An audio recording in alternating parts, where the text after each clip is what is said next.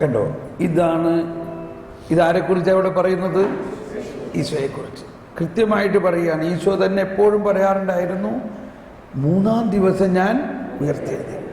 ശരീരം 3 ദിവസം, 4-ാം ദിവസമേ ശരീരം അഴുകുകയുള്ളൂ. അപ്പോൾ ഇതിൽ പറയുന്നത് മുഴുവനും ഈശോയുടെ ആ പുനരുത്ഥാനത്തിൻ്റെ കാര്യങ്ങളാണ്. അതുകൂടാതെ എൻ്റെ ആദ്യം പറയുന്നുണ്ട്, കർത്താവാണ് എൻ്റെ അവകാശം, പാനപാത്രവും ഉണ്ടോ,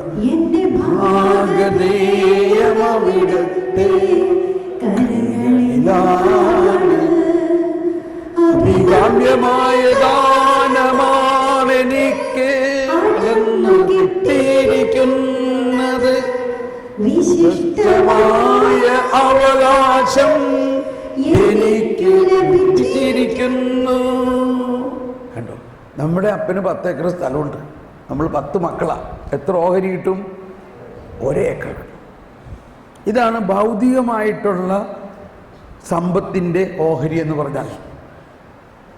ഇവിടെ പറയുകയാണ്, കർത്താവാണ് എൻ്റെ ഓഹരി. ഇത് എൻ്റെ സൃഷ്ടാവ് തന്നെയാണ് എൻ്റെ ഓഹരി എന്ന് ഒന്ന് ചിന്തിക്കാൻ പറ്റുമോ? ദൈവം തന്നെയാണ് നമ്മുടെ ഓഹരി. അപ്പോൾ ആ ദൈവത്തിൽ നിന്നുള്ള ഓഹരിയെ കുറിച്ച് പറഞ്ഞിട്ട് പറയാണ്, അളന്നു കിട്ടിയ അവകാശം എനിക്ക് ലഭിച്ചിരിക്കുന്നു. കണ്ടോ? ഇതിൻ്റെ അവകാശമാണ്. എന്നിട്ട് അളന്നു കിട്ടിയിരിക്കുന്നത് എങ്ങനെയാണ്? കണ്ടോ? അളന്നു കിട്ടുക എന്നൊക്കെ പറഞ്ഞാൽ നമ്മുടെ ഭാഷയാണില്ലേ? അപ്പൻ മരിക്കണേക്ക് മുമ്പ് മക്കൾക്കെല്ലാം ഓഹരി അളന്നു കൊടുത്തു. അളന്ന് കുറ്റിയടിച്ച് ആധാരത്തിൽ എഴുതി നമുക്ക് കിട്ടി. അതുപോലെ കിട്ടണു. അപ്പോൾ അളവ് ഇതൊക്കെ ഈ പറയുന്ന കണക്കനുസരിച്ചിട്ടാണ്. പക്ഷെ അളക്കുമ്പോൾ കിട്ടണത് എങ്ങനെയാ? ദൈവത്തിൻ്റെ ഓഹരിയാണെങ്കിൽ, ദൈവിക സമ്പത്താണെങ്കിൽ 10 ഏക്കർ ഉണ്ടെങ്കിൽ 10 മക്കൾക്ക് ഓരോരുത്തർക്ക് എത്ര ഏക്കർ വെച്ച് കിട്ടും?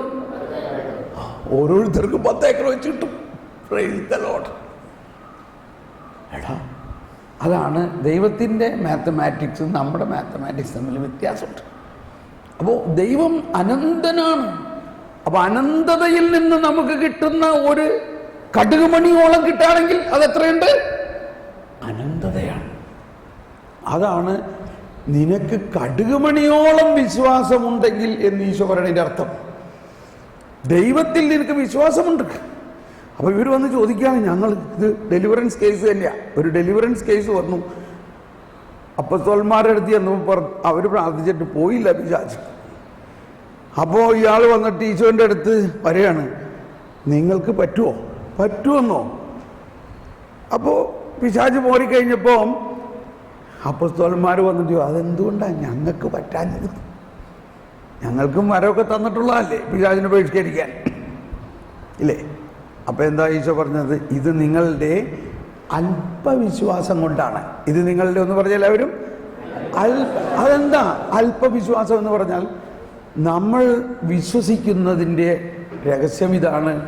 ദൈവത്തിൽ വിശ്വസിക്കുന്നവനിൽ ദൈവം അല്പമായിട്ടല്ല വസിക്കുന്നത്, മുഴുവനായിട്ടാണ്. ഇവർ വിശ്വസിക്കുന്നത് നമ്മളിൽ ദൈവം അല്പമേ ഉള്ളൂ എന്നായിരിക്കും. നമ്മൾ ഏതാണ്ടൊക്കെ ആ രീതിയിലാണ് വിശ്വസിക്കണേ.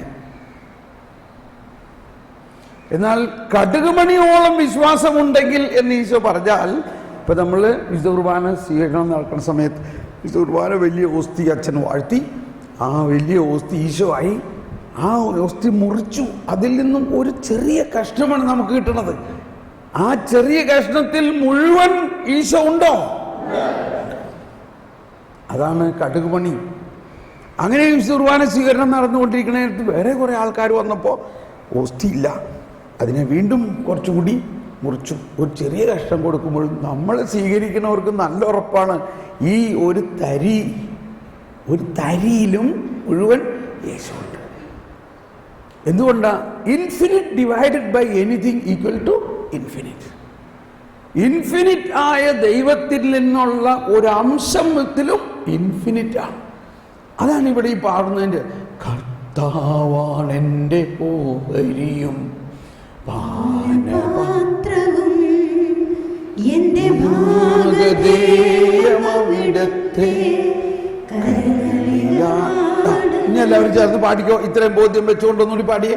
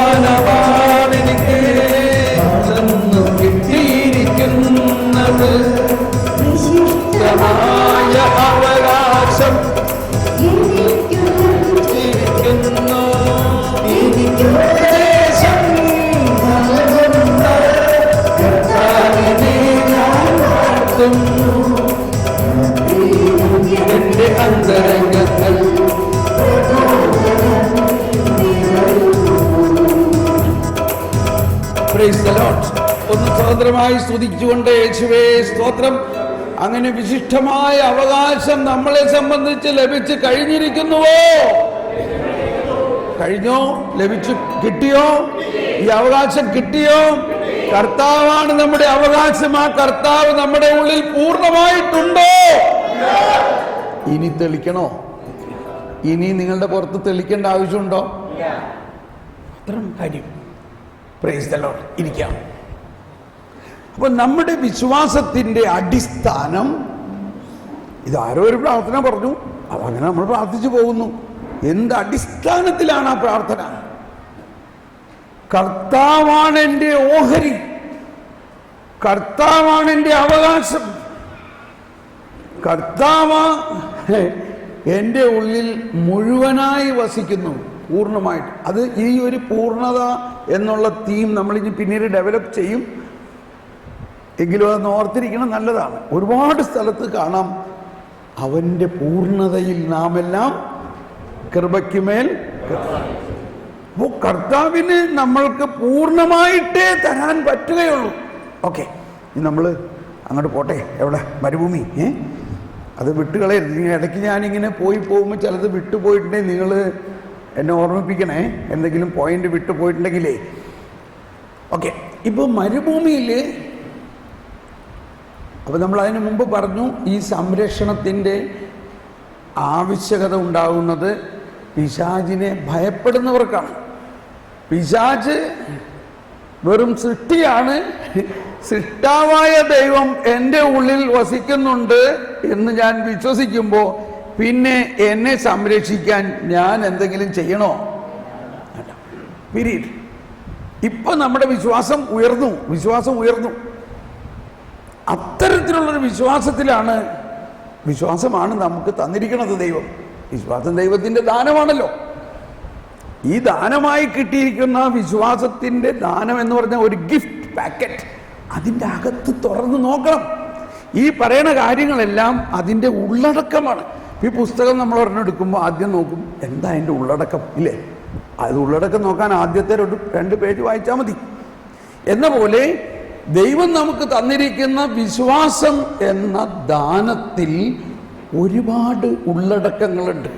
ഇപ്പോൾ വാസ്തവത്തിൽ ഞാൻ ചെയ്യുന്നത് അത് ഓരോന്നും എടുത്ത് പൊളിച്ച് അതിൻ്റെ ആഴം മനസ്സിലാക്കുകയാണ്. നമുക്കെല്ലാവർക്കും കിട്ടിയിരിക്കുന്നതാണ്. ഇനി പുറത്തുനിന്ന് പുതിയതായിട്ടൊന്നും കിട്ടേണ്ട ആവശ്യമില്ല. ഇപ്പം മൊബൈൽ ഫോണൊക്കെ റൂമിലിരിക്കുകയാണില്ലേ. ഇപ്പം നമ്മുടെ അടുത്തൊക്കെ ഇപ്പം സാംസങ്ങിൻ്റെ അല്ലെങ്കിൽ ഐഫോണിൻ്റെ ഒക്കെ വലിയ മൊബൈൽ ഫോൺ ഉണ്ട്, ഇല്ലേ? നമ്മളധികവും വെറും ഫോൺ ചെയ്യാൻ മാത്രമേ ഉപയോഗിക്കണുള്ളൂ, ഇല്ലേ? അല്ലേ? ഫോൺ ചെയ്യാൻ ഉപയോഗിക്കും. പക്ഷേ പിള്ളേരുടെ കയ്യിലൊന്ന് കൊടുത്തു നോക്കിയേ, അവർ പടപടേന്ന് അതിനകത്ത് എന്തെല്ലാം കാര്യങ്ങളാണ് അവർ ചെയ്യണത് അതിനകത്ത്. അപ്പോൾ അതിനകത്ത് ഒരുപാട് ആപ്ലിക്കേഷൻസ് ഉണ്ടെങ്കിലും നമ്മൾക്കതൊന്നും അറിയാൻ പാടില്ല, നമ്മളത് ഉപയോഗിക്കണില്ല. എന്ന പോലെ നമ്മൾക്ക് കിട്ടിയിരിക്കുന്ന വിശ്വാസത്തിൻ്റെ അകത്ത് ഒരുപാട് ആപ്ലിക്കേഷൻസ് ഉണ്ട്. അതിനെ നമ്മൾ തുറക്കണം എന്ന് പറഞ്ഞാൽ അതിനെ ആക്ടിവേറ്റ് ചെയ്യണം. ഇപ്പോൾ ഒരു പുതിയ ആപ്ലിക്കേഷനാണ് പോപ്പ് ആപ്പ്. എന്താണ് പോപ്പ് ആപ്പ്? ഡൗൺലോഡ് ചെയ്യാം പോപ്പ് ആപ്പ്. അപ്പോൾ പോപ്പ് ഫ്രാൻസിസിൻ്റെ എല്ലാ ദിവസവും ഒരു മെസ്സേജ് നിങ്ങളുടെ ഫോണിലേക്ക് വരുന്നതായിരിക്കും, പോപ്പ് ആപ്പ്. അപ്പോൾ ആ ഫോണുള്ളവർ, നിങ്ങൾക്ക് ഇത്തിരി ഡാറ്റ പ്ലാൻ ഉള്ളവർ ഗൂഗിൾ പ്ലേയിൽ പോയിട്ട് ആ പോപ്പ് ആപ്പ് ഡൗൺലോഡ് ചെയ്യാം. പോപ്പ് ആപ്പ് ഡൗൺലോഡ് ചെയ്ത് കഴിഞ്ഞാൽ നിങ്ങൾക്ക് എല്ലാ ദിവസവും പോപ്പപ്പ് ആയിട്ട് ഒരു മെസ്സേജ് വരും. ആ ഓഡിയോ ഒന്ന് കൂട്ടി, ഇതിൻ്റെ ഓഡിയോ കൂട്ടി ഇവിടെ. അങ്ങനെ പോപ്പ് അപ്പോൾ വീണ്ടും അപ്പോൾ നമ്മളിൽ വിശ്വാസത്തിൻ്റെ അടിസ്ഥാനമനുസരിച്ച് നമ്മളിൽ നിറഞ്ഞിരിക്കുന്നത് എന്താണ്? ഇതാണ് നമ്മൾ പണ്ട് അല്ലെങ്കിൽ യോഹന്നാൻ ശ്ലീഹയുടെ ലേഖനത്തിലെല്ലാം പറയുന്നത്, എൻ്റെ ഉള്ളിലുള്ളവൻ പുറത്തുള്ളവനേക്കാൾ വലിയവനാണ്, ശക്തനാണ്. ഇത് നമ്മൾ പുറത്തുള്ളവനെ ഭയപ്പെടേണ്ട ആവശ്യം എന്താ? ഓക്കെ, ഇതൊന്നും കയറണില്ല. ഒന്നുകൂടി നമുക്കൊന്ന് സ്തുതിച്ച് പ്രാർത്ഥിക്കാം. പരിശുദ്ധാത്മാവേ ശക്തിപ്പെടുത്തണേ, പരിശുദ്ധാത്മാവേ ജ്ഞാനം നൽകണേ, പരിശുദ്ധാത്മാവേ ജ്ഞാനം നൽകണേ, ഓ പരിശുദ്ധാത്മാവേ ജ്ഞാനം നൽകണേ. ഞങ്ങളുടെ ഉള്ളിൽ വസിക്കുന്നവൻ. ഓക്കെ, ശ്രദ്ധിക്കണേ. ഇപ്പം ഇതെല്ലാം നമ്മൾ ഈ ഒറ്റ വചനത്തിൻ്റെ എക്സ്പ്ലനേഷനാണ് ഇപ്പോഴും നടന്നുകൊണ്ടിരിക്കുന്നത്. നിങ്ങളുടെ വിശ്വാസത്തിൻ്റെ അടിസ്ഥാനം മാനുഷിക വിജ്ഞാനമാകാതെ ദൈവിക ശക്തിയും ദൈവിക ജ്ഞാനവും. തുറന്ന് അതിനകത്ത് പറയുന്നത് മുഴുവനും പൗലോസ് പറയാണ്, ഞാൻ നിങ്ങളോട് പ്രസംഗിക്കുന്നത് നിഗൂഢവും രഹസ്യവുമായ ദൈവിക ജ്ഞാനമാണ്. ഒന്ന് പറഞ്ഞ് അതും കൂടി വായിച്ചിട്ട് നമുക്ക് പോകാം. രഹസ്യവും നിഗൂഢവുമായ ദൈവിക ജ്ഞാനമാണ് ഞങ്ങൾ പ്രസംഗിക്കുന്നത്. ഒന്ന് ശബ്ദമുയർത്തിയേ, ഒന്ന് ഉച്ചത്തിൽ പറഞ്ഞേ, എല്ലാവരും ശബ്ദമുയർത്തി ഒന്ന് ഉച്ചത്തിൽ പറഞ്ഞേ, കരമുയർത്തി. രഹസ്യവും നിഗൂഢവുമായ ദൈവിക ജ്ഞാനമാണ് ഞങ്ങൾ പ്രസംഗിക്കുന്നത്. Price the Lord. ഓക്കെ, ഇനി മരുഭൂമിയിലെ ആ പരീക്ഷണത്തെക്കുറിച്ചൊന്ന് മനസ്സിലാക്കണം, നല്ലതാണ്. എന്തിനാണ് യേശു പിശാചിനാൽ പരീക്ഷിക്കപ്പെട്ടത്? ലൂക്ക 4 പറയുകയാണെങ്കിൽ, അവൻ ആത്മാവിൽ നിറഞ്ഞ് ജോർദാനിൽ നിന്നും ഗലീലയിലേക്ക് വന്നു. ആത്മാവ് അവനെ പരീക്ഷിക്കപ്പെടാൻ മരുഭൂമിയിലേക്ക് അയച്ചു. അപ്പൊ എന്തിനാണ് പരിശുദ്ധാത്മാവ് യേശുവിനെ പിശാചിന്റെ അടുത്തേക്ക് വിടുന്നത്? അവർ തമ്മിൽ വല്ല വഴക്കുണ്ടായോ? ആത്മാവ് പിശാചിന്റെ അടുത്തേക്ക് യേശുവിനെ അയക്കണം, പരീക്ഷിക്കപ്പെടാൻ. അപ്പൊ എങ്ങനെയാണ് അതിനെ നമ്മൾ മനസ്സിലാക്കേണ്ടതെന്ന് ഞാൻ വിവരിക്കാൻ പോവുകയാണ്. ശ്രദ്ധിക്കണേ, ഒന്ന് കൈവീശി എല്ലാവരും. Price the Lord. ഇപ്പൊ ഭാരതത്തിൽ ഇന്ത്യക്ക് ആറ്റമിക് പവർ, ആറ്റം ബോംബുണ്ടാക്കി. ആറ്റം ബോംബുണ്ടാക്കി എന്നും പറഞ്ഞുകൊണ്ട് നമ്മൾ പേപ്പറിൽ അനൗൺസ് ചെയ്തു. ബോംബ് നമ്മുടെ ഗോഡൗണിലിരുന്നാൽ ആരെങ്കിലും വിശ്വസിക്കുക? എന്ത് വേണം? അത് എന്താ പറയുന്നത്? നമ്മൾ പരീക്ഷിക്കപ്പെടണം. കൃത്യം വാക്കാണ്. എവിടെ പരീക്ഷിക്കണു? മരുഭൂമിയിൽ, ഇല്ലേ? മരുഭൂമിയിൽ ഈ ആറ്റം ബോംബ് കൊണ്ടുപോയി. അപ്പൊ മുൻകൂട്ടി ഇതെല്ലാം അനൗൺസ്മെന്റ് ചെയ്ത് കഴിഞ്ഞു. ഇതാ ഇന്ത്യ ആറ്റമിക് പവർ ആകാൻ പോവുകയാണ്. എന്തിനാ ഇത് അനൗൺസ് ചെയ്യണത്? മറ്റ് ശത്രു രാജ്യങ്ങളെല്ലാം അറിയണം. ശത്രു രാജ്യങ്ങളെല്ലാം അറിയണം. കണ്ടോ, ഇവൻ വളരെ ശ്രദ്ധിച്ച് കേട്ടിരിക്കുകയാണ്. എന്നിട്ട് ഇത് ഇവൻ പോയി മറ്റുള്ളവരോടൊക്കെ പറയൂത് പുറത്ത് ചെന്നിട്ടത്. ആറ്റം ബോംബ് പരീക്ഷിക്കപ്പെടാൻ പോകുന്നു എന്ന് പറഞ്ഞിട്ട് ന്യൂസ് പേപ്പറെല്ലാം ന്യൂസായി, പ്രസ് കോൺഫറൻസ് ചെയ്തു. ഉടനെ ആരാണിതിൽ കൂടുതൽ താല്പര്യം? എല്ലാ ശത്രു രാജ്യങ്ങളും സാറ്റലൈറ്റും തുറന്ന് നോക്കിയിരിക്കുകയാണ്, എങ്ങനെയാണ്, എവിടെയാണ്, എന്ത് കപ്പാസിറ്റിയാണ്.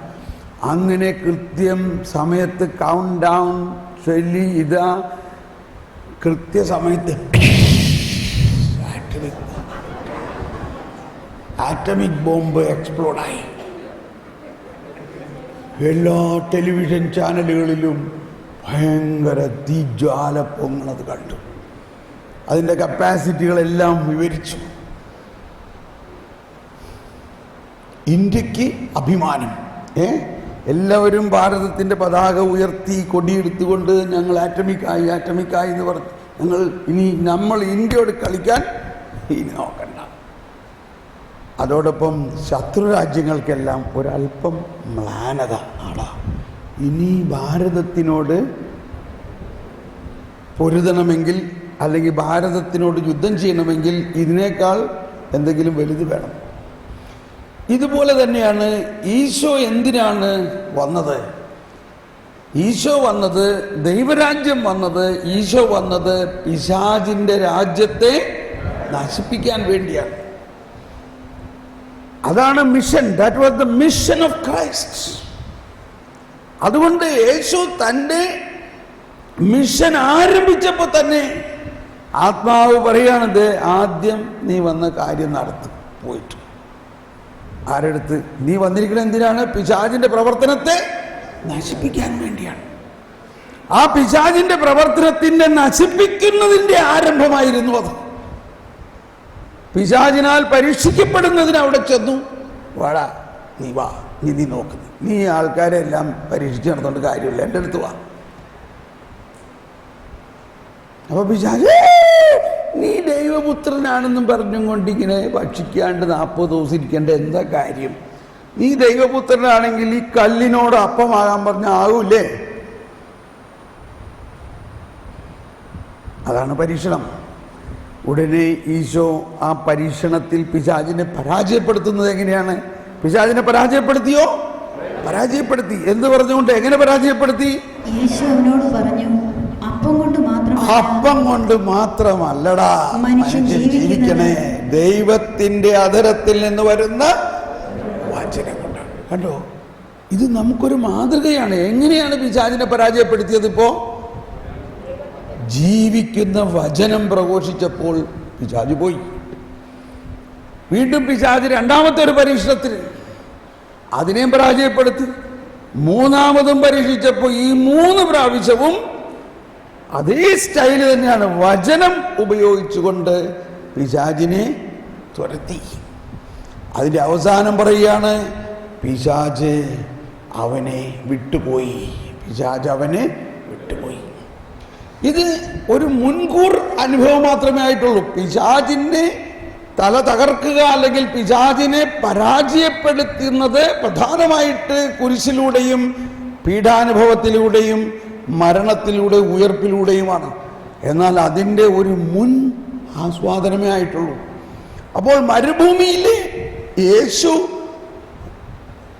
പിശാചിനാൽ പരീക്ഷിക്കപ്പെട്ടു എന്ന് പറയുന്നത് യേശുവിൻ്റെ ഒരു മൈനസ് പോയിന്റ് ആയിട്ടല്ല നമ്മൾ കണക്കാക്കേണ്ടത്, അല്ലെങ്കിൽ പിശാച് ജയിച്ചു എന്നല്ല കണക്കാക്കേണ്ടത്. ഇപ്പം ചിലവർ ഇങ്ങനെ പറയാം, ചോദിച്ചായനെ ഒരു പിഴ വിട്ടില്ല, പിന്നെ നമ്മളെ വിടുമോ? അങ്ങനെയല്ല അതിനെ മനസ്സിലാക്കേണ്ടത്. കർത്താവ് ഈശോ മിശിഹ വന്നതോ ആദ്യം ചെയ്തത് പിശാചിന്റെ പ്രവർത്തനത്തെ നിർവീര്യമാക്കുകയാണ് ചെയ്തത്. ആ നിർവീര്യമാക്കി പരാജയപ്പെട്ട പിശാചാണ് ഇപ്പോൾ നമ്മൾക്ക് ചുറ്റും ഓടി നടക്കുന്നത്. ഇത് വിശ്വസിക്കണം. പിശാച് ഇപ്പോൾ നമ്മളുടെ അടുത്തുണ്ട്, മാക്സിമം അവനൊന്ന് തോണ്ടാൻ പറ്റും. എന്നിരുന്നാലും അതൊരു ശുശ്രൂഷ കൂടിയാണ്. ഈശോ പറഞ്ഞു, വിശ്വാസികളാണെങ്കിൽ അവർക്ക് എന്ത് അടയാളം ഉണ്ടാകും? അവർ എൻ്റെ നാമത്തിൽ പിശാചുക്കളെ ബഹിഷ്കരിക്കും. ഈ വരം ഒന്ന് പ്രാക്ടീസ് ചെയ്യണോ? പിശാചിനെ ബഹിഷ്കരിക്കുന്നത് നിങ്ങൾക്ക് പ്രാക്ടീസ് ചെയ്യണോ? വേണോ? എത്ര പേർക്ക് അങ്ങനെ വേണം? എന്നാൽ ഇന്ന് രാത്രി ഒരു പിശാചിനെ ഞാൻ അങ്ങോട്ട് വിടാം. വിടട്ടെ? ഇങ്ങനെ തന്നെ ചെയ്യണം. ഇന്ന് രാത്രി ഒരു പിശാച് നിങ്ങളുടെ അടുത്ത് വന്ന് നിങ്ങളുടെ കുരക്കിനും പിടിച്ച് ഞെക്കും. അപ്പം നിങ്ങൾ എന്ത് ചെയ്യും? നിങ്ങൾ എന്ത് പറയും? യേശുവിന്റെ നാമത്തിൽ പോവുക. പിശാച് പോവും. അപ്പൊ നമ്മൾക്ക് കരുത്തായി. അതുകൊണ്ടാണ് പിശാചിനെ ബഹിഷ്കരിക്കുന്ന ഒരു 2-3 എക്സ്പീരിയൻസ് എല്ലാവർക്കും ഉണ്ടാകണം. ഉണ്ടാകുമ്പോഴാണ് നമുക്ക് മനസ്സിലാവുന്നത് ഇത്രയേ ഉള്ളൂ ഇവൻ എന്ന് മനസ്സിലാവും. അപ്പം അതുകൊണ്ട് ഇന്ന് രാത്രിയോ അല്ലെങ്കിൽ അടുത്ത കാലയളവിൽ ഒരു പിശാച് നിങ്ങളുടെ അടുത്ത് വന്ന് നിങ്ങളെ ശല്യപ്പെടുത്തുകയാണെങ്കിൽ അത് കർത്താവ് അയച്ചിട്ടാണെന്ന് മനസ്സിലാക്കണം. നിങ്ങൾക്കതിനെ നേരിടാനുള്ള ശക്തി ഉള്ളത് കൊണ്ടാണ് അത് വന്ന് അതിനെ അയച്ചിരിക്കുന്നതെന്ന് മനസ്സിലാക്കണം. അപ്പം ഇങ്ങനെയാണ് ഈ വരങ്ങളൊക്കെ നമ്മൾ പഠിക്കുന്നത്. ഞാൻ അങ്ങനെ പഠിച്ചത്. ഞാൻ പിശാച് എൻ്റെ അടുത്ത് വരും, ഇങ്ങനെ എന്നെ ശല്യപ്പെടുത്തും, ഞാൻ യേശുവിൻ്റെ നാമത്തിൽ കൽപ്പിച്ച് പ്രാർത്ഥിക്കും, അത് പോകും. പിറ്റേ ദിവസം അതിലും വലിയ പിശാച് വരും. അങ്ങനെ എനിക്ക് ഭയങ്കര ഒരു കോൺഫിഡൻസ് കിട്ടി. ഇങ്ങനെ നമ്മൾക്കും ഒരു കോൺഫിഡൻസ് ഉണ്ടാകണം. പിശാച് വരാതിരിക്കാൻ വേണ്ടി സംരക്ഷിക്കേണ്ട ആവശ്യം എന്താ? പിശാച് വരാതിരിക്കാൻ വേണ്ടി സംരക്ഷിക്കാനായിട്ട് ഈശോ അടയാളം തന്നിട്ടുണ്ടോ? ഈശോ പറഞ്ഞേക്കുന്നത് നീ സർപ്പങ്ങളെ കയ്യിലെടുക്കുന്നു എന്ന് പറഞ്ഞാൽ വലിയ പിശാചുക്കളെ നീ കയ്യിലെടുക്കും. നീ ഒന്നിനെയും ഭയപ്പെടണ്ട. പാമ്പുകളുടെയും തേളുകളുടെയും മേൽ ചവിട്ടി നടക്കാൻ നിനക്ക് ഞാൻ അധികാരം തന്നിരിക്കുന്നു. നമ്മൾ ഭയപ്പെടുന്നത് കൊണ്ട് സംരക്ഷണം നടത്തി വരാൻ പോണ പിശാചുക്കളെയൊക്കെ ഒഴിവാക്കണമുണ്ട്. പിശാച് ഇപ്പോഴും നടക്കുകയാണ് ഇവിടെ. മറിച്ച് വാട പിശാചെ, നീ വന്നാൽ നിന്നെ ഞാൻ നശിപ്പിക്കാൻ വേണ്ടിയാണ് കർത്താവ് ശംശ വന്നേക്കണത്. പിശാചിനെ നശിപ്പിക്കാനുള്ള അധികാരമാണ് നമുക്ക് തന്നേക്കണത്. ഓക്കെ, അപ്പം ഇതെല്ലാം പറഞ്ഞത് ഒരു ഡെലിവറൻസ് മിനിസ്ട്രിയുടെ പശ്ചാത്തലത്തിലല്ല, വിശ്വാസത്തിൻ്റെ അടിസ്ഥാനം. നമ്മൾ പിശാചിനെ ഭയന്നുള്ള ഒരാളാണെങ്കിൽ ക്ഷമിക്കണം, നമ്മൾ ക്രിസ്ത്യാനി ആയിട്ടില്ല. ക്രിസ്ത്യാനി ആയിട്ടുണ്ടെങ്കിൽ അവനിൽ ആരുണ്ട്? ക്രിസ്തു ഉണ്ട്. ക്രിസ്തു അവനിലുണ്ടെങ്കിൽ പിന്നെ അവൻ പിശാചിനെ ഭയപ്പെടണോ? ഒന്ന് സ്തുതിച്ച് പ്രാർത്ഥിച്ചേ. കർത്താവേ, ഞങ്ങളുടെ എല്ലാ തെറ്റിദ്ധാരണകളും മാറ്റി ഞങ്ങളുടെ വിശ്വാസത്തിന്റെ ആഴത്തിലേക്ക് കൊണ്ടുവരണം. ഞങ്ങളുടെ വിശ്വാസത്തെ വളർത്തണമേ.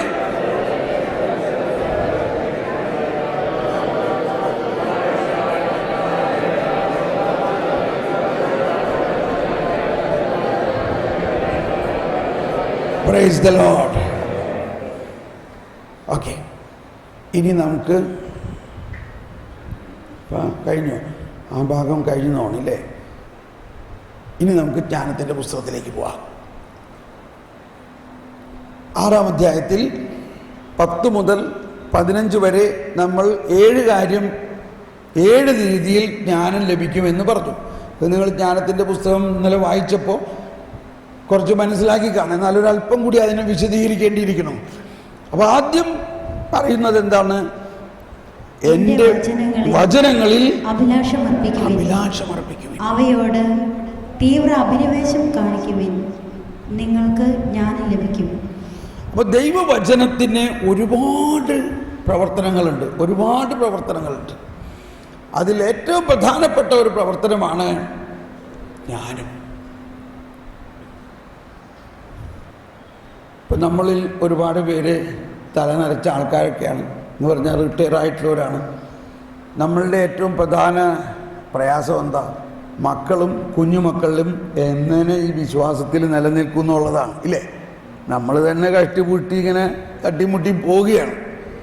എന്നാൽ ഈ അടുത്ത തലമുറ എന്ത് ചെയ്യും? അവർ ലോകത്തിൽ ഭയാനകമായ അവസ്ഥയിലാണ് ജീവിക്കണേ. അപ്പോൾ ഇതൊരു നല്ല കാര്യമാണ് ഇത് മനസ്സിലാക്കുന്നത്. ഒരു ഉദാഹരണമായിട്ട് ഞാൻ പറയാം. ഇപ്പം